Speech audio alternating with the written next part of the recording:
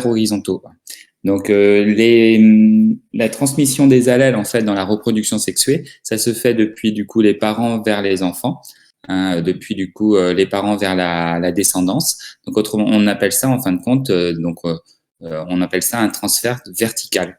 Alors que là, on va avoir des transferts qui vont se faire entre des organismes qui n'ont pas de filiation parentale, qui peuvent parfois même appartenir à des espèces différentes et qui vivent au même instant, qui font partie de la même génération. Donc, ce sont des transferts cette fois-ci horizontaux. Le transfert qu'il faut étudier, en fait, qu'il faut connaître plus particulièrement, c'est la conjugaison bactérienne. Donc, c'est l'objet du grand A. Alors, sur cette conjugation bactérienne, diapositive 42, en fait, elle a été découverte par Leidenberg et Tatum en 1946.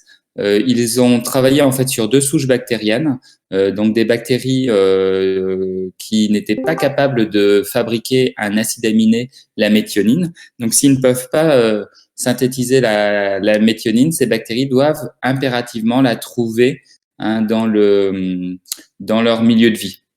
Donc, dans la gélose, quand on coule la gélose, et si on veut faire pousser ces bactéries, si on veut cultiver ces bactéries, il faut que dans la gélose, il y ait de la méthionine. Une deuxième souche qui est la souche B, qui elle, cette fois-ci, a une incapacité à synthétiser, à fabriquer la leucine, un autre acide aminé. Donc ça, c'est pareil. Si on veut que la bactérie vive et se développe, il faut lui fournir dans le milieu de culture de la leucine. Alors, ils ont pris 3 tubes à essai et ont fait d'abord des cultures en milieu liquide. Donc, la souche A d'un côté, la souche B de l'autre côté, et un troisième tube où cette fois-ci, ils ont mélangé les deux souches. Donc, il y a des bactéries de la souche A en présence des bactéries de la souche B. C'est une fois que ces 3 tubes ont été cultivés pendant quelques jours, ils vont laver en fin de compte un petit échantillon qui va contenir 10 puissance 8 bactéries. Donc en lavant, en fait, ils vont évidemment retirer le milieu de vie et donc ils vont enlever de ces liquides la méthionine et la leucine. Donc, on n'a plus que les bactéries et les 10 puissance 8 bactéries, ils les étalent sur des boîtes de pétri, donc sur des géloses qui contiennent un milieu minimum. Donc, ça veut dire qu'il n'y a pas d'acide aminé, donc il n'y a pas de leucine, pas de méthionine. Sur la boîte de pétri, en fait, qui vient du tube qui contenait la souche A, donc celle qui est à gauche, on voit que 2 jours à 30 degrés, après 2 jours à 30 degrés, on n'a aucune colonie qui est apparue sur la gélose. Donc, il n'y a pas eu de bactéries à se développer. Donc, ça veut dire que les bactéries, en fin de compte, sont mortes. Elles n'ont pas pu se développer sur cette gélose puisqu'il n'y avait pas de méthionine. C'était un milieu minimum. Un milieu minimum, c'est un milieu qui contient uniquement des substances minérales quasiment. La souche B, elle ne s'est pas développée sur sa gélose. C'est la gélose, du coup, c'est la boîte de pétri qui est à droite. Donc, pareil, toutes les bactéries, les 10 puissance 8 bactéries qui ont été étalées, elles sont toutes mortes puisqu'elles n'ont pas pu trouver, en fait, la leucine. Et puis, sur la boîte de pétri qui est en bas, au milieu, je veux dire, on voit que quand on a étalé les 10 puissance 8 bactéries, mais qui étaient des bactéries de souche A et de souche B, on voit qu'on a une vingtaine de colonies, donc une vingtaine de petits amas bactériens, de bactéries qui sont apparues. Ça veut dire qu'à la base, quand on a étalé, il y a à peu près une vingtaine de bactéries qui ont réussi à vivre sur ce milieu minimum et qui ont pu se multiplier et donner des amas visibles à l'œil nu, des colonies. Donc, on a à peu près une vingtaine de bactéries qui ont su survivre sur les 10 puissance 8 bactéries. Alors, qu'est-ce que ça veut dire? C'est que si elles ont pu survivre sur un milieu minimum, ça veut dire que ces bactéries, elles savent non seulement fabriquer tous leurs acides aminés, notamment même la méthionine et la leucine. Donc, ça veut dire soit la souche A a acquis la capacité de fabriquer la méthionine à partir de la souche B, soit la souche B a acquis la possibilité de fabriquer la leucine à partir de la souche A, ou soit les deux. En tout cas, il propose du coup qu'il y a eu un transfert de matériel génétique d'une souche à l'autre, entre les deux souches, et du coup, la souche A aurait reçu un gène qui permettrait du coup de fabriquer maintenant la méthionine, ou la souche venant de la souche B, ou la souche B a récupéré un gène qui permettrait de fabriquer du coup la leucine, et ce gène serait venu finalement de la souche A. Est-ce qu'il y a des questions sur cette expérience? Donc le processus, les deux chercheurs parlent à ce moment-là de conjugaison bactérienne. Donc cette conjugaison, diapositive numéro 44, on va voir du coup ses fondements biologiques, comment elles peuvent se faire, quels sont les mécanismes. En fait, cette conjugaison, ce sera pas un échange réciproque, c'est en fait un échange d'une bactérie vers l'autre bactérie. Donc ça veut dire qu'il y a une bactérie qui est donneuse et il y a une bactérie qui est receveuse. Et ce transfert, en fin de compte, qui est du coup un transfert orienté depuis la donneuse vers la receveuse, se fait grâce à un pont cytoplasmique qui s'établit entre les deux bactéries. Donc sur l'électronographie, on le voit très bien, ce pont cytoplasmique, c'est ce qu'on appelle c'est un pilus sexuel. Le pluriel, c'est pili. Et là, on voit tout autour de l'autre bactérie, il y a des petits pili, des pili qui sont beaucoup plus courts. Donc, c'est les pili communs qui ne permettent pas, en fait, de faire des échanges avec l'autre bactérie. Donc, il faut avoir être capable de faire un pilus sexuel pour pouvoir faire, justement, cet échange. Donc là, on a du coup cette structure, ce pont cytoplasmique qui s'est établi entre les bactéries, et ça veut dire qu'il y a de l'ADN qui passe d'une bactérie à l'autre, et donc un échange de matériel génétique depuis la bactérie donneuse vers la bactérie receveuse. Alors, comment on détermine que la bactérie elle est donneuse? Tout simplement, elle est donneuse parce que elle a en fait ce que les chercheurs ont appelé un facteur F, un facteur de fertilité. En réalité, c'est un morceau d'ADN qui contient des gènes qui sont nécessaires justement à l'édification de ce pilus sexuel. Donc, si la bactérie n'a pas ce facteur F, ces gènes, elle ne peut pas du coup établir ce pont cytoplasmique, et donc du coup, elle ne peut pas donner du matériel génétique, de l'ADN à une autre bactérie. Elle n'est du coup pas donneuse, elle peut par contre être receveuse. Alors, des donneuses, en fait, il y en a deux types.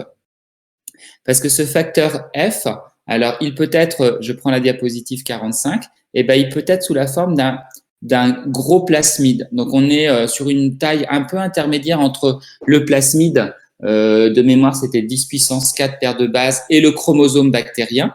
Là, on est un petit peu supérieur en taille, donc une sorte de gros plasmide qui s'appelle le plasmide de conjugaison. Et quand les bactéries ont justement, comme celle-ci, le facteur F, donc autrement dit, tous ces gènes qui permettent d'édifier ce pilus sexuel dans une structure qui est isolée du chromosome, dans un gros plasmide, dans ce plasmide de conjugaison, on appelle cette bactérie la bactérie F+. Quand, par contre, diapositive 46, quand ce facteur F s'est intégré au chromosome bactérien, qui est ici en vert. Donc, le plasmide, en fin de compte, s'est intégré, s'est inséré dans le chromosome bactérien. À ce moment-là, on parle d'une bactérie HFR, et non pas F+. Mais ces deux types, en fin de compte, HFR et F+, sont des bactéries donneuses, donc ils vont pouvoir du coup transférer du matériel génétique vers une autre bactérie, qui est la bactérie qui est à côté ici. On voit, il n'y a pas le facteur F, c'est la bactérie du coup F-. Est-ce qu'il y a des questions sur cette nomenclature? Alors, donc du coup, comme il existe deux types de bactéries, F+ et F-, donneuses, F+ et HFR, on va avoir deux types entre guillemets de conjugaison. Donc voici ici la diapositive 45. C'est le type qu'il faut pas forcément retenir. C'est pas celui qu'il faut retenir en premier. Donc si je détaille, on voit qu'on a le facteur F, donc cette espèce de gros plasmide, le plasmide de conjugaison. Et à un moment donné, sur ma deuxième image, on voit que s'est établi du coup grâce à ces gènes un pont cytoplasmique, hein, donc le pilus sexuel entre la bactérie F+ et la bactérie F-. Et on voit qu'à ce moment-là, un des deux brins de l'ADN qui constitue ce plasmide de conjugaison est transféré vers la bactérie F-. Et puis, entre la deuxième image et la troisième image, eh ben, on voit que les deux plasmides de conjugaison ont retrouvé un deuxième brin. Ça veut dire qu'il y a eu une réplication, hein, avec une ADN polymérase. Et à ce moment-là, ma bactérie, qui était F-, a récupéré un plasmide de conjugaison F et donc est devenue une bactérie donneuse F+. Donc là, on voit bien qu'il y a eu un transfert de matériel génétique, plus exactement d'un des deux brins d'ADN, depuis la bactérie F+ vers la bactérie F-.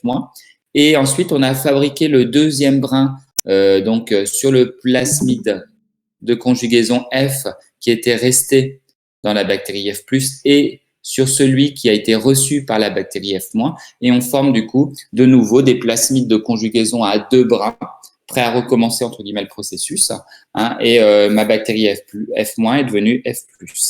Est-ce qu'il y a des questions sur cette conjugaison qui implique du coup une bactérie F+? Donc là, on a.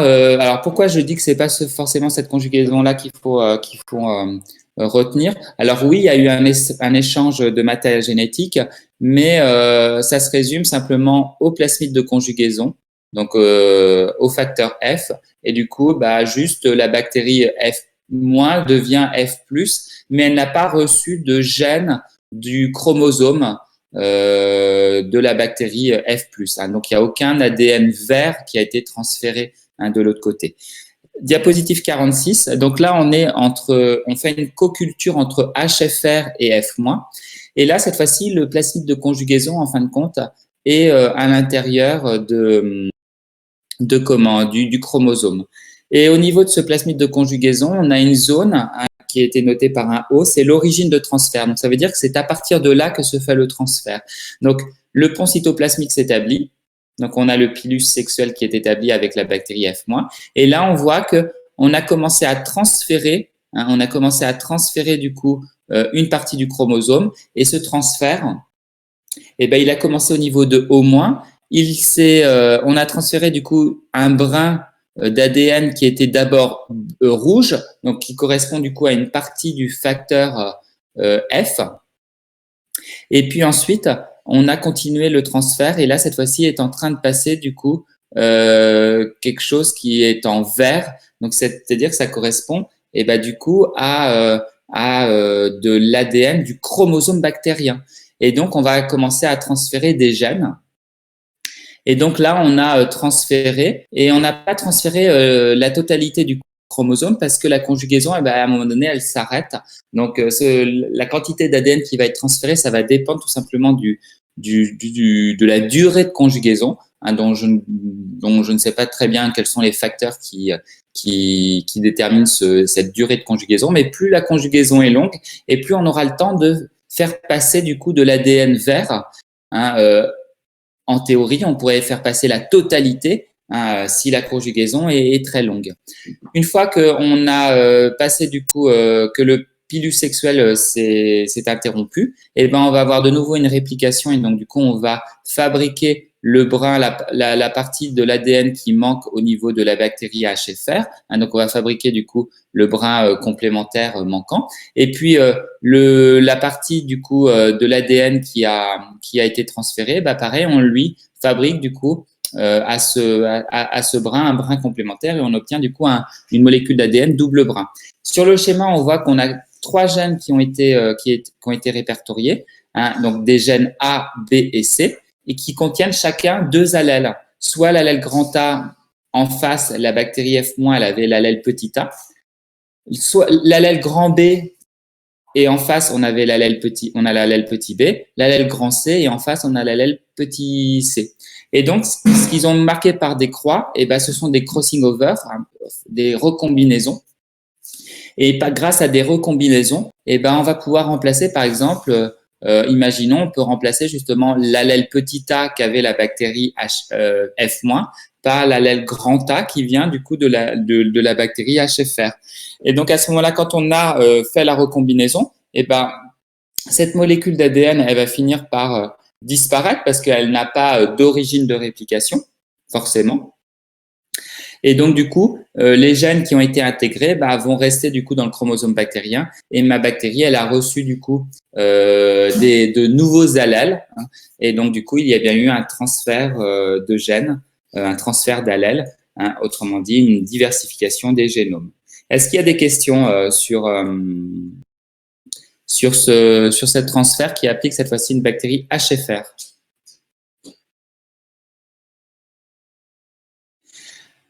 Alors ici, on a dit qu'il y avait deux types de donneuses, la HFR et la F+, mais en réalité, quand on fait une culture, on peut pas faire une culture purement de F+, ou purement de HFR, parce que le problème, c'est que le facteur F, il est capable spontanément de s'intégrer, comme il est capable de se retirer, de s'exciser du chromosome bactérien.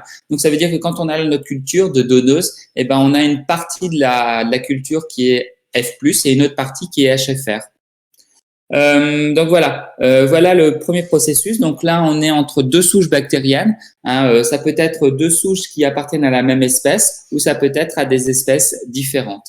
Et c'est notamment comme ça que les bactéries, elles récupèrent des gènes de résistance aux antibiotiques, et que des bactéries peuvent, par exemple, des populations de bactéries peuvent devenir résistantes à un antibiotique à partir du contact de bactéries qui étaient déjà résistantes. Donc ces échanges en fait de gènes de transfert horizontal, ces échanges de matériel génétique, et ben elles posent des problèmes en santé humaine, hein, avec la résistance aux antibiotiques qui est en train de se développer actuellement.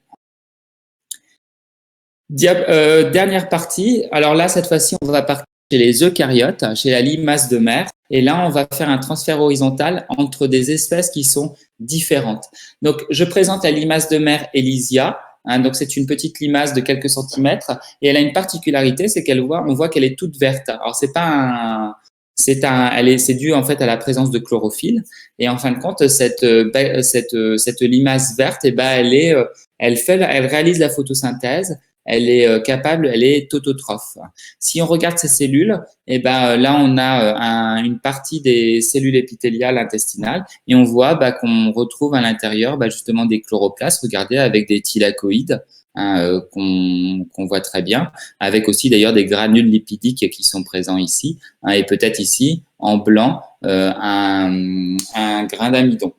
Donc on voit que notre limace de mer, qui est un animal, est capable de faire la photosynthèse, alors que la photosynthèse, c'est un processus qui relève des végétaux. Donc c'est un peu curieux. En fait, comment elle a pu acquérir en fait cette capacité? Ici on a le cycle de vie du coup de cette limace, hein, Elysia. Elysia, en fait, ici on a les œufs qui sont incolores, hein, qui n'ont pas du coup de chloroplastes. Hein. Donc la cellule œuf, elle n'a pas de chloroplastes. 21 jours après l'éclosion, on a une sorte d'une petite limace, hein, une jeune limace qui est en réalité une petite larve, qui se déplace ici sur une algue, Vauqueria ou Vaucheria, je ne sais plus comment on dit, hein, et elle se nourrit de cette algue. Donc elle ingère en fin de compte les cellules de cette algue, et cette algue, c'est une algue qui est chlorophyllienne. Et donc du coup, elle va ingérer, en même temps qu'elle ingère du coup les cellules de l'algue, elle va ingérer aussi les chloroplastes que contiennent ces cellules. Mais ce qui va se passer, c'est qu'elle ne va pas en fait digérer entièrement ces cellules.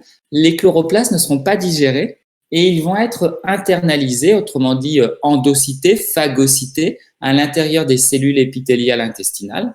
Et ma limace, elle est en train d'acquérir finalement dans ces cellules des chloroplastes, et ces chloroplastes vont réussir à perdurer, à vivre, hein, à se maintenir en vie et même à se diviser, hein, donc vont vivre leur vie entre guillemets de chloroplastes dans des cellules animales, alors qu'on n'est pas dans des cellules végétales. Et du coup, après son premier repas, ma limace, finalement, elle acquiert des chloroplastes dans ses cellules. Elle devient du coup autotrophe puisqu'elle peut réaliser la photosynthèse et elle n'a plus besoin de se nourrir puisqu'elle acquiert la capacité d'autotrophie jusqu'à la fin de sa vie. Alors, ce qui est quand même assez bizarre, c'est qu'on avait vu dans l'organisation des génomes que le génome chloroplastique avait que quelques gènes, mais qu'il y avait une partie des protéines du chloroplaste qui étaient codées par le génome nucléaire de la cellule végétale. Donc, autrement dit, si je prends par exemple une enzyme comme la Rubisco qu'on a vue pour faire qui est impliquée dans le cycle de Calvin, cette Rubisco, en réalité, elle est formée de plusieurs sous-unités. Il y a une partie de ces sous-unités dont les gènes sont codés par le génome chloroplastique. Donc là, il n'y a pas de problème puisqu'elle a acquis du coup les chloroplastes et du coup en même temps le chromosome chloroplastique. Mais il y a une partie des sous-unités qui sont fabriquées par le génome nucléaire. Et là, le génome nucléaire de la cellule végétale, elle ne l'a pas acquis. Et pourtant, dans son génome, elle a donc dans les chromosomes de Elysia, il y a justement tous ces gènes qui permettent au chloroplaste de fabriquer l'ensemble de ces protéines et du coup de pouvoir se maintenir en vie et même de se diviser et de prospérer du coup dans les cellules animales de Elysia. Et puis au moment où elle va se reproduire, elle va pondre des œufs, donc du coup des ovocytes fécondés qui ne seront pas dotés de chloroplastes, mais par contre dans le génome de ces œufs, dans les chromosomes en fait de cette cellule œuf, il y a déjà en fait les gènes qui permettent les gènes du chloroplaste, les gènes qui permettent du coup de fabriquer des protéines qui serviront au maintien, à la croissance et à la division du coup des chloroplastes.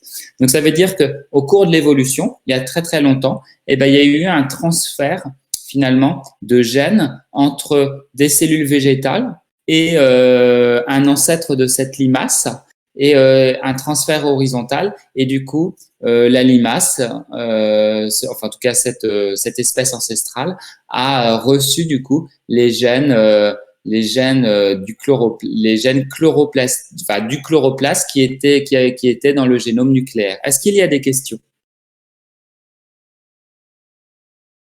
Donc vous lirez bien, j'ai une question de Emma, donc il faut faire attention. Ce n'est pas, en fin de compte, un transfert horizontal à l'échelle de deux individus, comme tout à l'heure pour les bactéries. C'est-à-dire que c'est pas la jeune limace qui, quand elle fait son repas, acquiert, du coup, transfert.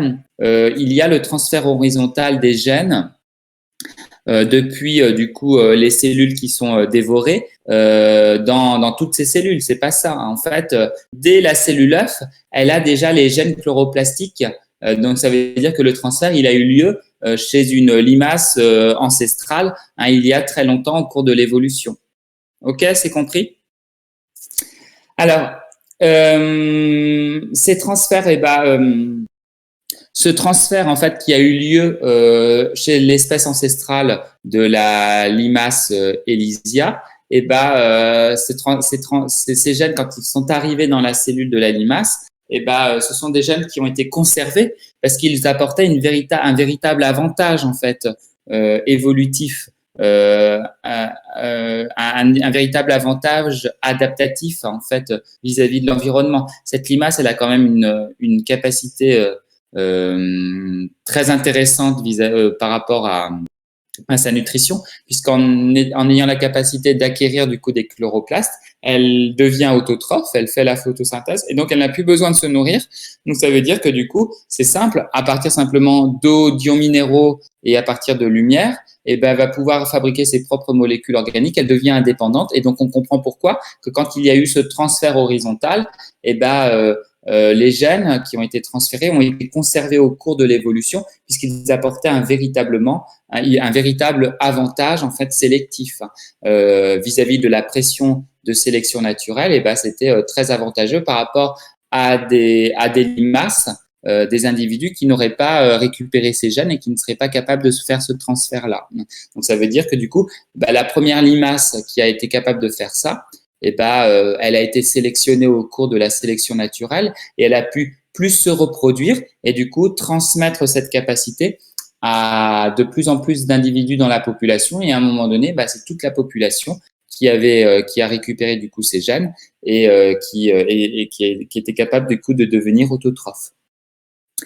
Donc voilà, on a du coup terminé de génétique, un transfert du coup là cette fois-ci on a vu les transferts horizontaux qui permettent du coup de récupérer des allèles voire même des gènes entre des individus de la même espèce voire entre des individus d'espèces différentes mais qui appartiennent à la même génération, donc transfert horizontal et non pas transfert vertical, et ça permet du coup là aussi encore du coup de diversifier les génomes, donc c'est la troisième voie de diversification des génomes. Par contre, on est vraiment là en dehors de la reproduction sexuée par rapport ça n'a rien à voir avec les brassages liés à la fécondation. Est-ce qu'il y a des questions? Monsieur? Oui. On peut se servir du coup de cette théorie enfin pas cette théorie, non. On peut se servir de ce cas-là pour renforcer justement la théorie de l'endosymbiose? Oui, effectivement, dans le cours, je vous ai mis dans une remarque, ce cas plaide en faveur de la théorie endosymbiotique, puisqu'on voit bien que on a des plastes qui sont internalisés dans des cellules hôtes, qui sont des cellules eucaryotes, et ces plastes arrivent finalement à se maintenir en vie. Donc, quelque part, effectivement, ça rejoint, enfin, en tout cas, c'est un argument pour dire la théorie endosymbiotique, pour appuyer la théorie endosymbiotique du coup des chloroplastes et un peu plus lointain du coup des mitochondries, effectivement. Est-ce qu'il y a d'autres questions?